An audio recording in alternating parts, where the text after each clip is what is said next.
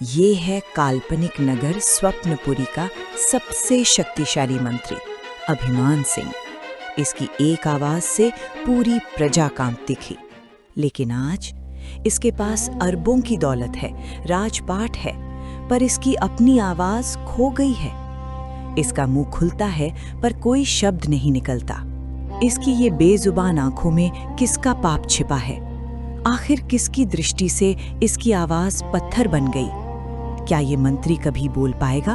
देखिए इस हैरत अंगेज कथा में। स्वप्नपुरी नगर का मंत्री अभिमान सिंह अत्यंत क्रूर और घमंडी था। वो गरीबों और लाचार लोगों का मजाक उड़ाता था और खुद को ही भगवान समझता था। वो राज दरबार में जोर जोर से चिल्ला रहा था, मेरे पास इतनी ताकत है कि मैं चाहूं तो हवा का रुख बदल दूं। मेरे आगे कोई नहीं टिक सकता।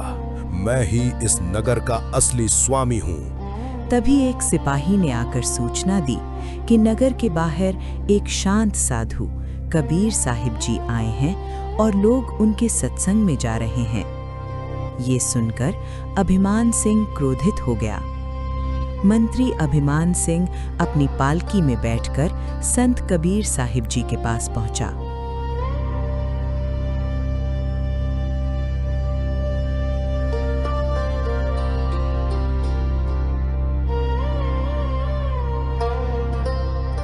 संत चुपचाप बैठे हुए थे। अभिमान सिंह ने अहंकार में आकर उनका बहुत अपमान किया। रे साधु, तूने मेरे राज्य में कदम रखने की हिम्मत कैसे की? क्या तुझे पता नहीं कि यहाँ मेरी चलती है? तू क्यों लोगों को भटका रहा है? मेरे आगे तेरी क्या औकात है? तू बोलता क्यों नहीं? क्या तेरी जुबान नहीं है? कबीर साहिब जी ने शांति से एक बार सिर उठाकर उसकी ओर देखा। उनकी आंखों में करुणा और तेज था। उन्होंने कुछ नहीं कहा, सिर्फ चुपचाप देखते रहे। अभिमान सिंह ने हंसते हुए कहा, देखा, मेरे डर के मारे तेरी आवाज ही बंद हो गई। जैसे ही वो पालकी पर बैठने लगा, उसने सिपाही को कोई आदेश देना चाहा, लेकिन अचानक उसका मुंह तो खुला पर कोई आवाज नहीं आई। अभिमान सिंह जब वापस अपने महल पहुंचा तो पूरा महल सन्न रह गया। उसकी आवाज पूरी तरह से चली गई थी। वो चिल्लाना चाहता था पर कोई शब्द नहीं निकलता था। नगर का सबसे शक्तिशाली मंत्री अब एक जिंदा लाश बन गया था। उसने राजवैद्यों को बुलाया। उन्होंने उसे अनेक औषधियां दी, लेकिन सब विफल रहा। मंत्री को अब उस शांत साधु की मौन दृष्टि याद आने लगी। उसका घमंड टूटने लगा। सैनिकों ने पालकी में लिटाकर मंत्री को फिर से जंगल में कबीर साहिब के पास लाया। अभिमान सिंह, जिसका अहंकार 7वें आसमान पर था, आज वो रेंगता हुआ कबीर साहिब के चरणों में गिर पड़ा। उसकी आंखों से अश्रु बह रहे थे। कबीर साहिब ने अपना हाथ उठाया और दयालु स्वर में बोले, बेटा, ये आवाज, ये ताकत, ये दौलत, सब कुछ क्षण भंगुर है। तूने उस आवाज का अहंकार किया जिसे उस काल यानी ज्योति निरंजन ने तुझे दिया था, ताकि तू पाप करे। हे अभिमान सिंह, मैं ही वो पूर्ण परमात्मा हूं जिसकी प्राप्ति के लिए लोग युगों युगों से तड़प रहे हैं। मुझे पाने के लिए बड़े बड़े ऋषियों और मुनियों ने पहाड़ों पर तपस्या करके अपने शरीर तक नष्ट कर दिए, लेकिन मैं ऐसी मनमुखी और हठ योग साधनाओं से कभी नहीं मिलता। मैं तो अपने बच्चों को इस काल के जाल से मुक्त करने के लिए चारों युगों में सशरीर आता हूं। सतयुग में सत्सुकृत, त्रेता में मुनिंद्र, द्वापर में करुणामय और कलयुग में कबीर नाम से, और उन्हें यथार्थ सही सद्भक्ति का मार्ग बताता हूं। तूने मेरी शरण में आए एक भक्त का अपमान किया था, ये उसी अहंकार का फल था। हे परमेश्वर, मुझे अपनी शरण में ले लीजिए। उसकी आवाज वापस आ गई थी, लेकिन अब उसमें अहंकार नहीं बल्कि पूर्ण समर्पण और भक्ति थी।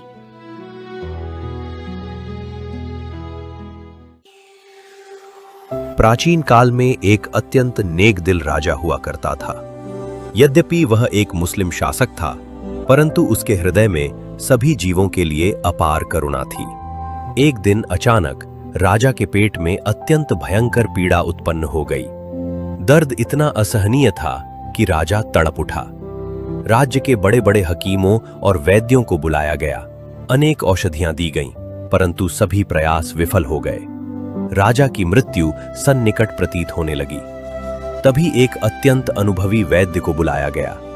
उसने राजा की नाड़ी जांची और एक कठोर उपाय बताया। वैद्य ने कहा, महाराज, आपकी बीमारी का अब एक ही उपचार है। आपको जीवित रहने के लिए प्रतिदिन एक ताजे बकरे का कलेजा खाना पड़ेगा।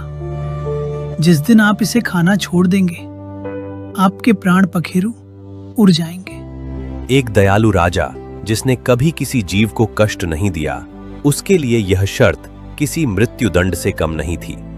परंतु अपने प्राणों की रक्षा और प्रजा के पालन पोषण की विवशता के कारण न चाहते हुए भी राजा को वैद्य की बात माननी पड़ी। अब प्रतिदिन एक निर्दोष बकरे को काटा जाने लगा।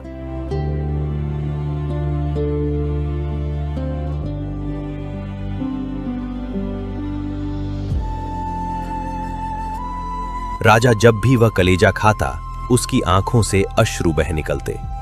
वह मन ही मन ईश्वर से इस पाप और विवशता से मुक्ति की प्रार्थना करता रहता। उसी राज्य की सीमा पर एक नदी बहती थी।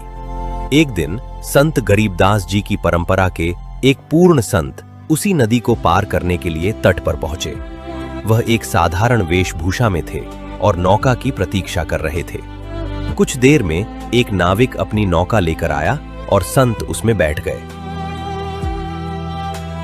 तभी अचानक वहां राजा के सैनिक 5 से 7 बकरों को रस्सियों से बांधकर वहां आ पहुंचे। सैनिकों ने नाविक को आदेश दिया, नाविक, तुरंत इन बकरों और हमें नदी पार कराओ। हमें राजमहल पहुंचने में विलंब हो रहा है। नाविक डर गया और उसने संत से कहा, महाराज, आप नीचे उतर जाइए। ये राजा के सैनिक है, मुझे पहले इन्हें पार उतारना होगा। संत शांत स्वभाव के थे। उन्होंने सैनिकों से विनम्रता पूर्वक कहा, भाइयों, नौका में पर्याप्त स्थान है, हम भी एक किनारे बैठ जाते हैं, इसमें क्या बाधा होगी। संत के मुख पर एक अद्भुत तेज था, जिसे देखकर सैनिकों ने कहा, ठीक है महात्मा जी, आप भी बैठे रहिए। नौका जब नदी के बीचों बीच पहुंची, तब संत ने उन बकरों को देखकर सैनिकों से पूछा, भाइयों, तुम सब तो राजा के सैनिक हो, फिर इन निरीह बकरों को इतनी बड़ी संख्या में कहां ले जा रहे हो? इनका तुम क्या करोगे? एक सैनिक ने उत्तर दिया, महाराज, हमारे राजा बहुत दयालु हैं, परंतु उन्हें एक भयंकर रोग लग गया है। वैद्यों के अनुसार उनके प्राण बचाने के लिए उन्हें प्रतिदिन एक बकरे का कलेजा खाना पड़ता है। ये बकरे उन्हीं के भोजन के लिए राजमहल जा रहे हैं। यह सुनकर संत का हृदय करुणा से भर गया। उन्होंने दृढ़ स्वर में सैनिकों से कहा, सैनिकों, जाकर अपने राजा से कह देना कि आज के बाद उसे पेट में कोई दर्द नहीं होगा। पूर्ण परमात्मा कबीर साहिब जी की कृपा से वो अब पूर्णतः स्वस्थ है। अब उसे किसी निर्दोष बकरे का मांस खाने की कोई आवश्यकता नहीं है। सैनिक संत की बात सुनकर आश्चर्यचकित रह गए। उन्होंने तुरंत उन संत का पूरा पता और नाम नोट कर लिया। जब सैनिक बकरों को लेकर राजमहल पहुंचे, तो उन्होंने एक अद्भुत दृश्य देखा। राजा प्रसन्न मुद्रा में टहल रहा था। सैनिकों को देखते ही राजा ने हाथ रोकते हुए कहा, इन बकरों को वापस भेज दो और आज से राज्य में जीव हत्या बंद कर दो। मेरा दर्द न जाने कैसे अचानक बिल्कुल समाप्त हो गया है। मैं पूर्णतः स्वस्थ हो गया हूं। सैनिकों ने हाथ जोड़कर कहा, महाराज, आज हमें नदी पर एक दिव्य संत मिले थे।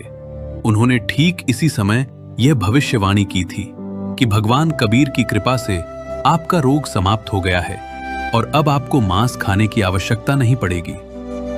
राजा यह सुनते ही गदगद हो गया। उसे समझ आ गया कि पूर्ण संत की वाणी में कितनी शक्ति होती है।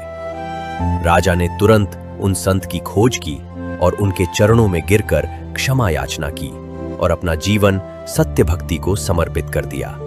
राजा निःसंतान था, परंतु पूर्ण परमात्मा और उन संत के आशीर्वाद से 1 वर्ष के भीतर ही राजा के घर एक सुंदर पुत्र का जन्म हुआ। अपनी इस अपार प्रसन्नता और संत के प्रति कृतज्ञता प्रकट करने के लिए राजा ने उन संत के नाम पर एक विशाल और सुंदर बाग लगवाया, एक मंदिर का निर्माण करवाया और एक भव्य आश्रम बनवाया। राजा ने उस स्थान का नाम रामनगर रखा।